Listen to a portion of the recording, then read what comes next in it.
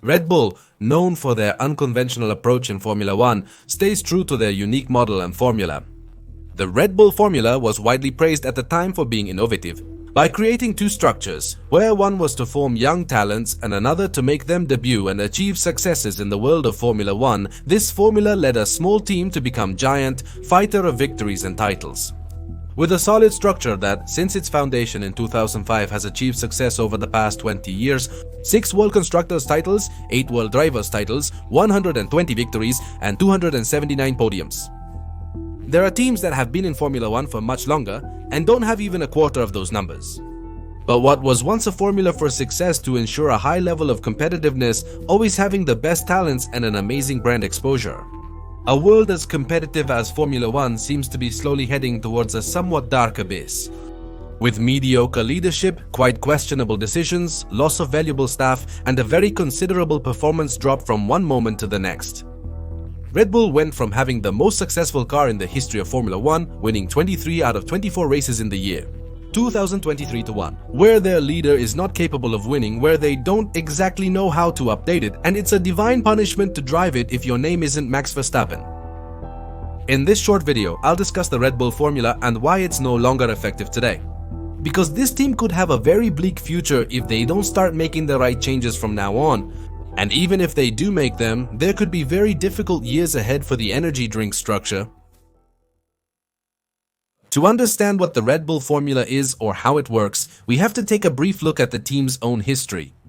Red Bull Racing was founded in 2005 after acquiring the Jaguar team and expanded in 2006 with the purchase of the Minardi team as well, to establish Red Bull Racing, A structure, and Toro Rosso, B structure.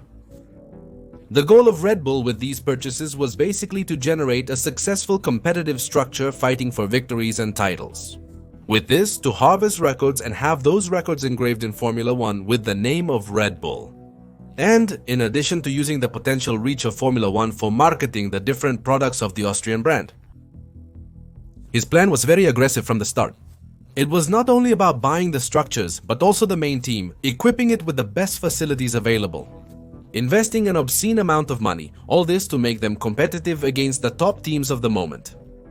Also to hire the best qualified staff available, to seek the best young talent to train, and within a span of 5 years start fighting for the set goals. After this, they would quickly start to form the structure in an aggressive and ambitious way. For their debut season, they hired Christian Horner as the team principal, and by the end of that, in 2005, they announced the hiring of aerodynamics genius Adrian Newey as their technical director, and Helmut Marko, who had been running the young talent program since 1999. He would continue to be tasked with training the drivers and selecting the most talented to eventually make their debut in the world of Formula 1.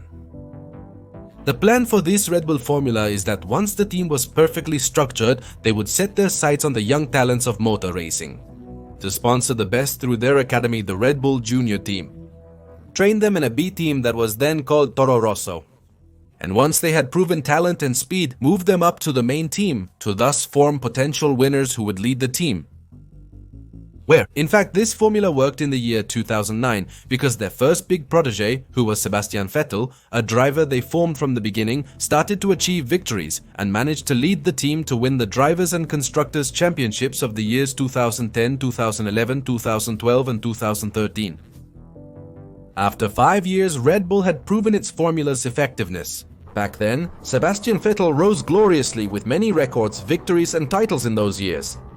When he decided to leave the team in 2015, other drivers were already developing in the seatbed. In 2014, Daniel Ricciardo proved ready for the challenge. In that same season, he was the revelation driver, even beating Sebastian Vettel. The formula stayed almost the same until 2014. Red Bull would find a generational talent, a driver of those who only appear once every 10 or 20 years. Max Verstappen, who Red Bull viewed as their potential Schumacher or Hamilton. Being a driver with enormous talent who looked like he could be a Formula 1 superstar and a multiple world champion. Red Bull supported him against Mercedes in 2014, and after promising him a Formula 1 seat for 2015, he signed with their Young Talent Academy. In 2015, he was driving for Toro Rosso, showed his potential, and by 2016, he was already the main team's driver. And it is precisely at this point where Red Bull saw the enormous potential that Verstappen had to be the leader of this team. The Verstappen-Ricciardo duo was one of the most solid and strong in the years 2016, 2017 and 2018.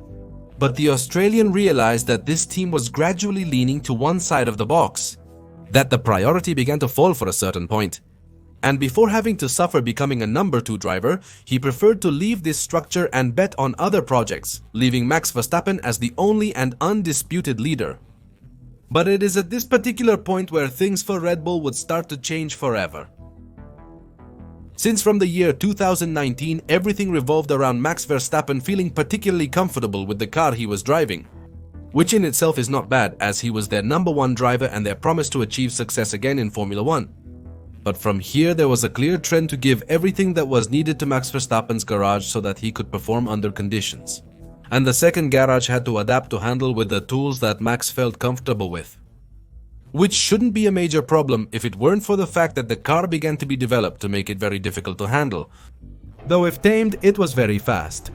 But besides, Max Verstappen has a very unique driving style which doesn't suit all drivers. You see, Max has a driving style that we could call oversteering.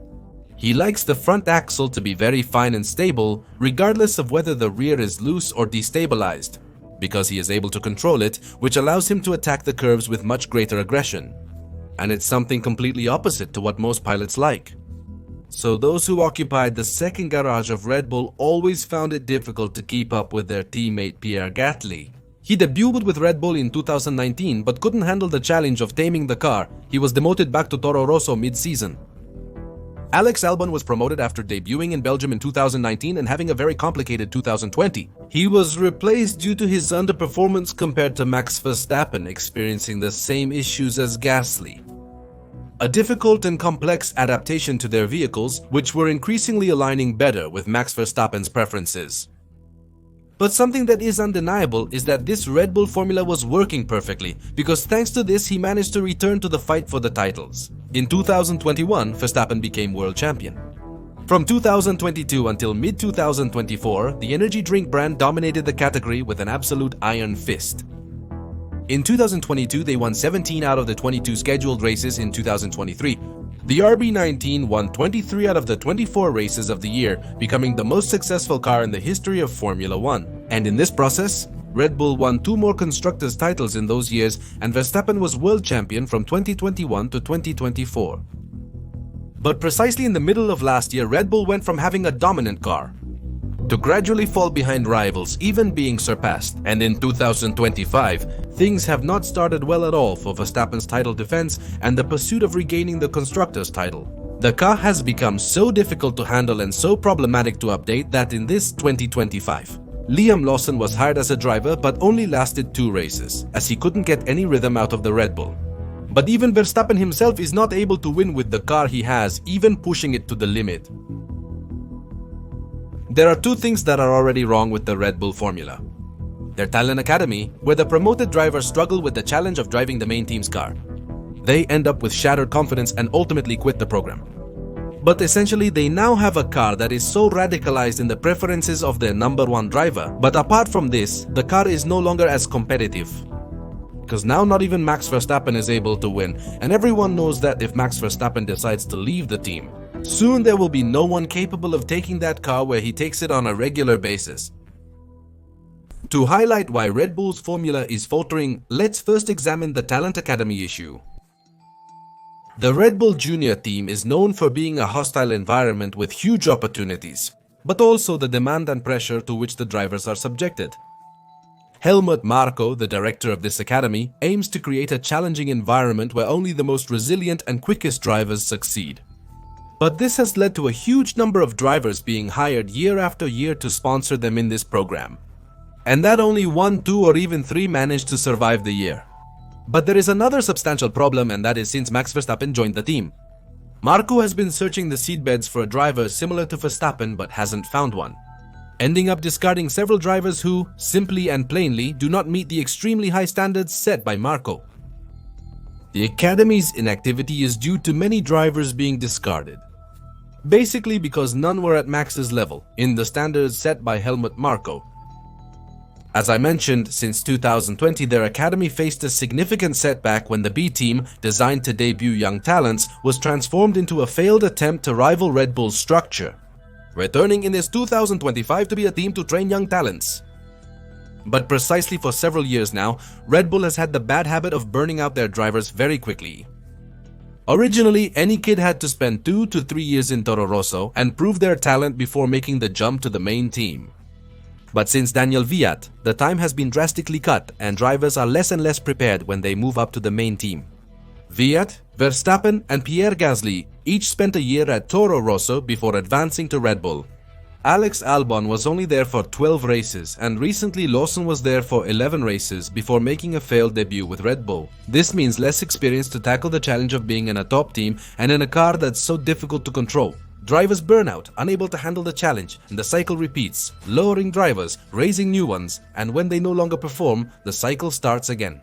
Also, largely because Red Bull has never bothered to give them a car that adapts much better to their circumstances. As I told you, part of the Red Bull formula is to give the number 1 driver everything he needs and the number 2 driver performs with what he has. Which brings us to the main focus of this whole Red Bull formula.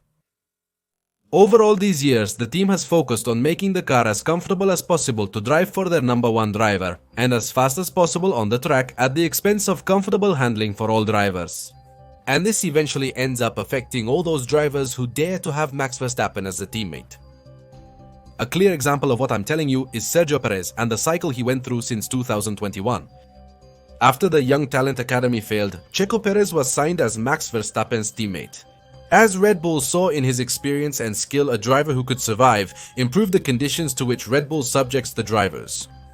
And over all these years, the car started the season more neutrally, but as it gets updated, it gradually begins to favor Max's driving style, and Checo, who had a driving style radically opposed to Max Verstappen's, found it increasingly difficult to operate the car correctly.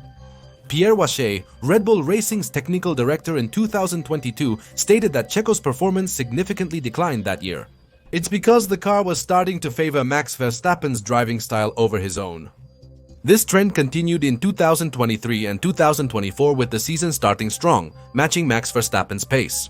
With a much more neutral car, but as soon as the updates were aimed at making the car work better with Max's driving style, that's when Checo would get completely lost. However, both Checo and Max reported in these years that the car had difficulties, which made it increasingly difficult to drive that single-seater.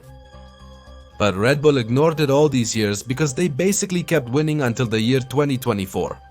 Not only did the rivals catch up with them, but the design philosophy they had meant that the updates never worked as the team wanted. And even though the car was still fast in the hands of Max Verstappen, it was no longer a car to win under normal conditions. Which meant that in any other hands than Max's, the car was not only difficult to win with, but very difficult to handle. And that was confirmed with the disastrous debut of Liam Lawson, who after 2 terrible races ends up being replaced by another driver. Because Lawson experienced the same problems that all those who preceded him went through. Red Bull has reached a point where the car is more functional with Verstappen's style. But by adding performance with the updates, they made the car much more difficult to handle, accentuating its existing serious problems, but mainly failing to match its rivals' peak performance. So Verstappen and his particular style are the only ones capable of pushing that car to the limit. But even pushing them to that limit, they are not able to find the performance that allows them to beat the rivals. The issue is that Red Bull must find a way to make their car competitive enough to contend for titles or wins. They run the risk of losing Max, and probably the only one capable of handling the aggressive development philosophies that this car has.